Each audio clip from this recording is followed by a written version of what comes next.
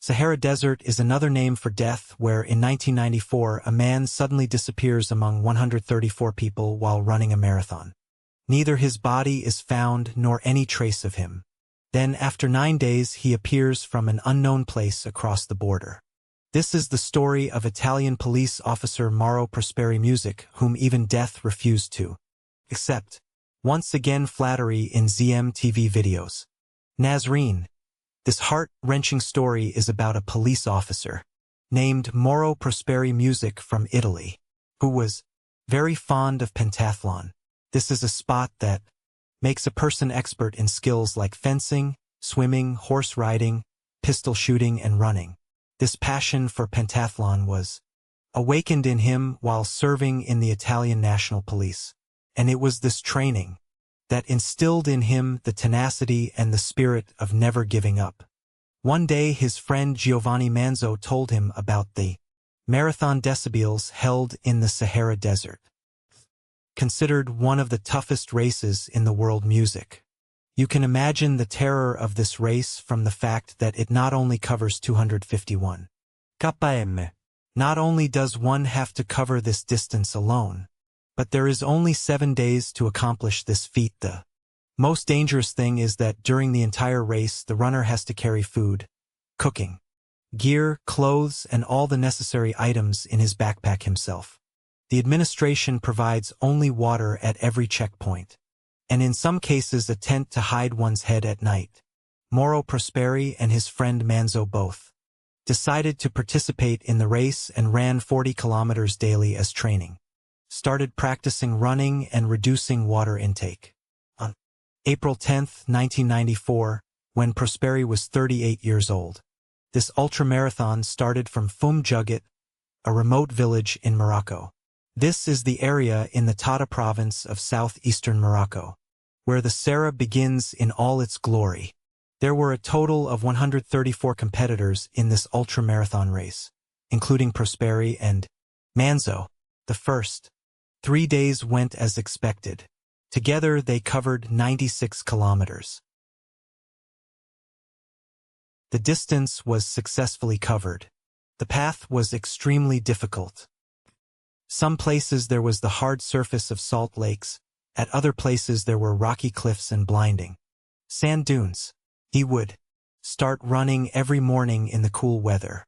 The Sahara was so huge that every participant would stay away from each other and run completely alone. The rule was to find the way yourself and reach the next check point. Everyone had a survival kit that included a compass and a flare gun to signal in case of getting lost. There were a total of 6 stages in this race. On April 14, 1994, Prosperi and his friend entered the 4th stage music. This was the longest and most difficult stage of this ultramarathon, as it covered 85 kilometers. The distance had to be covered in just 2 days. It was afternoon. The sun was scorching and the temperature had reached 46 degrees Celsius. Prosperi increased his speed and left his friend Manzo behind and went ahead alone. At that point, Prosperi saw a dust devil forming in front of him, and within moments, a strong wind began to blow in front of him. 32 kilometers after fleeing, as the wind picked up speed, Prosperi changed course slightly and climbed a sand dune to avoid the direct wind. But these winds had now taken the form of a terrifying sandstorm. During this condition, Prosperi thought that if he stopped, he would be buried alive in the sandstorm. He kept running in the middle of the storm. He thought he was looking at trail markings, but actually it was just his illusion music. Within a short time the signs disappeared and he was miles away from the rest of the race. Evening started to fall. Darkness approached but no check point was visible. Then Prosperi realized he was completely lost. His skin had turned red due to the storm. Blood was flowing from his nose, and due to continuous sand entering his throat through his breath. His throat had swollen and become like a thorn. Disappointed, he spent that night near a bush. I covered my face with a towel and went to sleep hoping that tomorrow's sun would show me a new path. The weather on the morning of the 5th day was much better. Prosperi ran continuously for the next 4 hours. When he climbed a huge sand dune and looked around, he was stunned. No path, no sign. As far as the eye could see, there were only sand dunes. By this time, Prosperi was close to running out of water. He had only one option left to maintain hydration. He was forced to recycle his own waste liquid and start drinking it. The sun of the 5th day was about to set when suddenly a voice reached his ears. The sound of a helicopter. He felt that his prayers had been heard. Prosperi wasted no time in taking out his flare gun and firing a signal fire to get the pilot's attention. But perhaps nature had something else in store. The setting sun's light was so bright that flare's glow was drowned out by it.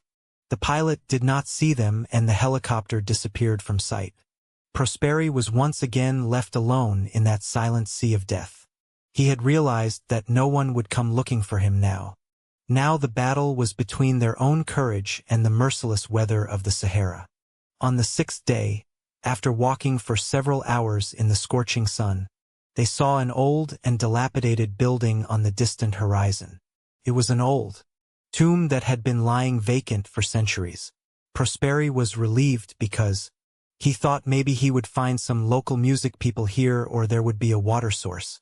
But when he entered inside with faltering steps, there was no living person there. Rather, there was only an old grave where silence welcomed them. Prosperi did not lose heart. He took out a small Italian flag from his backpack and placed it on the roof of the shrine, in the hope that perhaps some passing by would see it. But the real issue was hunger and thirst. His body had dried up and become like a thorn. Then his eyes fell on the bats hanging on the roof of the tomb. What does the struggle to stay alive not make a person do? Music. Prosperi caught those bats. He slit their necks with his pocket knife and drank their warm blood to keep his body hydrated. For the next few days they survived only on these bats, lizards they found on the way, and small insects. Meanwhile he saw an airplane far away. They didn't even have anything left to fire music to get the pilot's attention. He was forced to burn his backpack, but fate had something else in store. The smoke that rose was quickly dissipated by the strong winds of the Sahara, and this time too the pilots could not see them. Today was his 7th day in Sahara. The setting sun and loneliness were destroying his mental abilities. He was convinced that he would not be able to get out of here alive. This was the point when a scary idea came to his mind. He did not want to wait any longer for his death. He wrote a farewell message to his family with the help of a coal music and cut the veins of his wrist to embrace death. He lay down in that old tomb and closed his eyes, waiting for the morning sun to see them alive. But even death turned its back on him. Yes, due to extreme dehydration his blood had become so thick that instead of flowing out it froze on the wound. When Prosperi opened his eyes, he was surprised to see this scene. After this sentence he understood that even death had rejected him. That means their destination is somewhere else. He bandaged his wounds and came out of the shrine with a new resolve. After witnessing death closely at the shrine, Prosperi had developed a new strength within him. He took out a compass and headed towards the distant mountains. He traveled only in the early morning and evening, while in the scorching afternoon sun. Music he rested under a bush, while at night he buried himself in the sand. To maintain body heat, they would survive by squeezing the roots of whatever bush or plant they found on the way and drinking the bitter juice. For food, he chewed raw snake meat and also small insects. His body had now become a skeleton and his weight had reduced by about 15 kg. On the 8th day he saw some greenery from a distance. It was a small oasis with a muddy pot of water. Music.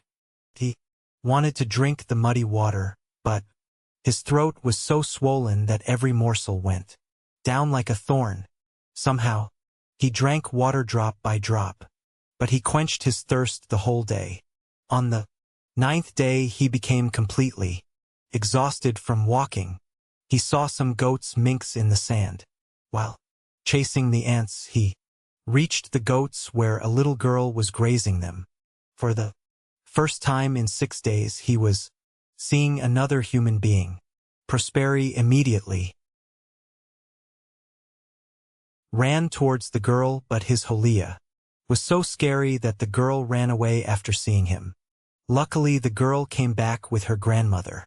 The Sirai people took pity on Prosperi's condition and gave him shelter and offered him food. But Maida was so weak that he would vomit after eating anything.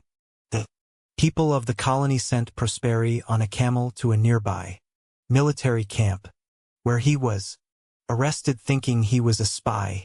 When his identification was completed, it was found that Mauro Prosperi had wandered out of Morocco and entered Algeria. He covers approximately 291 kilometers from his racetrack, had gone far away. His wife and family had given up hope on him, thinking he was dead. But when his first call came home after 9 days, there was celebration all over Italy. Prosperi was kept in the hospital for several days. Doctors said that Prosperi's organs were so damaged that death was certain. But his courage did not let him die. The surprising thing is that even after such a horrific experience, Prosperi's love for Sahara did not end. He later participated in this race 6 more times and once even achieved 13th position.